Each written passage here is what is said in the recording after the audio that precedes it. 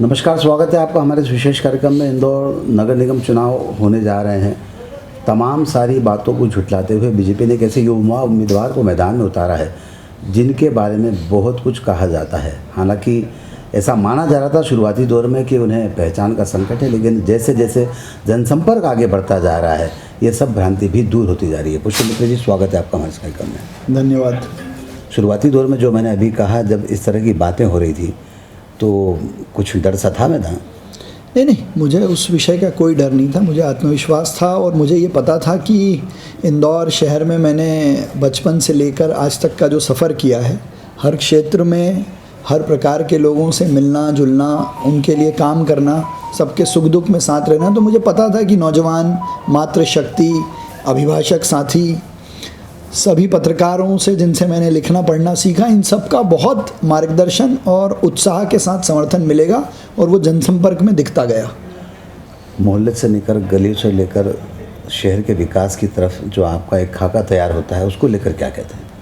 देखिए, मैं चूँकि मोहल्ले से निकला हुआ लड़का हूँ तो बस्ती की समस्याओं को करीब से देखा है। जनसंपर्क में भी मैंने कई सारी ऐसी चीज़ों को बहुत बारीकी से ऑब्ज़र्व किया है कि एक शहर को स्मार्ट सिटी बनाने के साथ साथ इंदौर शहर के मोहल्ले, बस्ती, गरीब और आम आदमी की जो समस्या हैं, मित्र बन के मैं उनकी आवाज़ बनूं, उनकी समस्याओं को हल करूं, ये एक बड़ी प्राथमिकता मन में है। बहुत बड़ी बात आपने कही है। आम आदमी जब स्मार्ट सिटी की बात करता है, अधिकारी स्मार्ट सिटी की बात करता है, नेता स्मार्ट सिटी की बात करता है, तब आपने मोहल्ले और गलियों के विकास की बात कही है। निश्चित तौर पर एक अच्छी बात निकल कर सामने आई है, अच्छा विज़न आपका है। क्या लग रहा है इस समय जो आप फील्ड में जा रहे हैं, जनसंपर्क कर रहे हैं, किस तरह का प्रतिसाद जनता से मिल रहा है आपको? देखिए, हर प्रकार के वर्ग में एक अलग उत्साह है। देश में नरेंद्र मोदी जी के नेतृत्व में जो देश में काम हो रहा है, विश्व में जो देश स्थापित हो रहा है, प्रदेश में शिवराज सिंह जी चौहान जिस भाव से और जिस विश्वास से लोगों की सेवा कर रहे हैं, और पिछले 4 कार्यकाल जो कैलाश विजयवर्गीय जी के नेतृत्व में इंदौर का विकास शुरू हुआ, वो जो किया हुआ काम है, ये उस उत्साह का कारण है। उसी का प्रतिसाद लोग दे रहे हैं कि जो कहा वो किया। प्रदेश में भारतीय जनता पार्टी की सरकार है। अगर आप महापौर बनते हैं तो निश्चित तौर पर प्रदेश सरकार से काफ़ी सहयोग आपको मिलेगा। ऐसी स्थिति में नगर निगम में अभी तक जो होता रहा है, चुंगी का पैसा नहीं आया, ऑक्ट्राय का पैसा नहीं आया, बाकी भी तमाम सरकार से जो पैसा नहीं आता था, उसकी वजह से इंदौर नगर निगम एक ऐसे दौर से गुजरता था जब तनख्वाह बांटने के लिए भी उसे संघर्ष करना पड़ता था। आगे इसको लेकर क्या रूपरेखा है आपकी?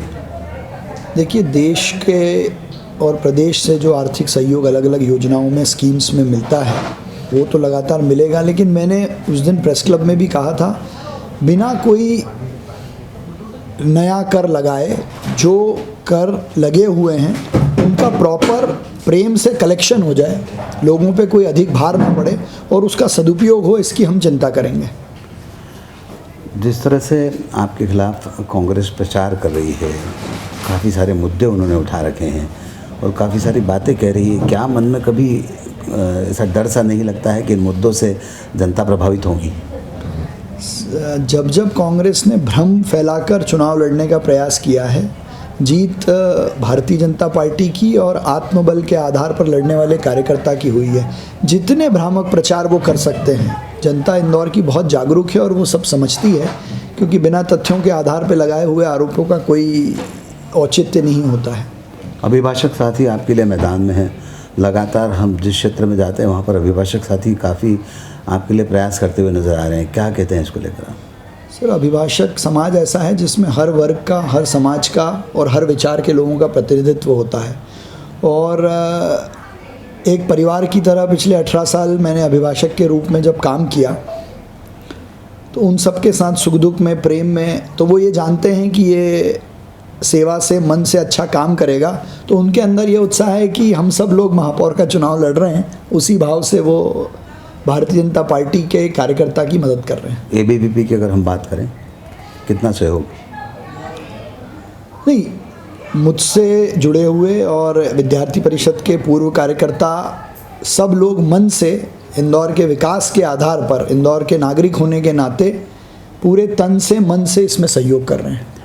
भारतीय जनता पार्टी के कई नेता नदारद नज़र आते हैं आपके जनसंपर्क से, क्या इसमें सच्चाई है? नहीं, ये बिल्कुल गलत है। आदरणीय हमारे प्रदेश के अध्यक्ष श्री विष्णुदत्त जी शर्मा के मार्गदर्शन में और उनके सुझावों के साथ पूरी इंदौर के जितने वरिष्ठ कार्यकर्ता हैं वो सब इस चुनाव को बहुत मन से इंदौर के विकास को आगे बढ़ाने के लिए लगे हुए हैं। और दूसरी बात, भारतीय जनता पार्टी कार्यकर्ता आधारित पार्टी है, कार्यकर्ता चुनाव लड़ता है, कार्यकर्ता ही चुनाव लड़ाता है। और जब ये इलेक्शन ड्यू हुए थे तब से हमारा प्रत्याशी कमल का फूल लगातार जनता के बीच था।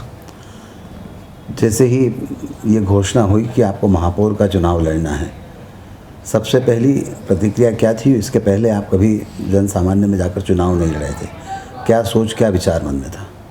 नहीं, मन में एकदम स्पष्ट भाव था, विश्वास का भाव था कि जीवन में कोई काम तो हर व्यक्ति को पहली बार करना ही पड़ता है। जो भी बड़े राजनीतिज्ञ बने वो अपने जीवन में पहली बार तो चुनाव लड़े ही होंगे। और आदमी काम करके सीखता है, अनुभव से अपनी ताकत बनाता है। लेकिन छात्र जीवन से लेकर भारतीय जनता पार्टी के युवा मोर्चे के विभिन्न दायित्वों में, इलेक्शन मैनेजमेंट में मैंने इन सब चीज़ों को बहुत करीब से देखा है। अब और जब ज़मीन पे उतरने का अवसर मिला तो और नई चीज़ें सीखने को मिला है। हर नया काम कुछ ना कुछ चुनौतियां तो लाता ही है। अगर आप महापौर चुने जाते हैं तो आपकी प्राथमिकता क्या होगी? इंदौर को सबसे पहले ट्रैफिक में नंबर 1 बनाना, भिक्षु मुक्त बनाना। और जो मैं आपको पहले भी वो बात कही है कि ये इंदौर मोहल्लों से निकलकर मॉल तक पहुंचा है, बस्तियों से निकलकर बिजनेस सेंटर तक पहुंचा है। तो इन दोनों चीज़ों के बीच में समन्वय रखकर इस शहर का समग्र विकास करना। हमसे बातचीत करने के लिए बहुत बहुत शुक्रिया। बहुत धन्यवाद। तो ये थे पुष्यमित्र भार्गव, जिनका कहना है कि शहर की गली और मोहल्लों का जो विकास होना है, स्मार्ट सिटी से दिगर इन सब बातों पर भी इनकी प्राथमिकता होगी और शहर एक अलग दिशा में जाए, इस हेतु वे प्रयास करेंगे। आज के इस कार्यक्रम में बस इतना ही। सुनील जोशी को दी इजाज़त। नमस्कार।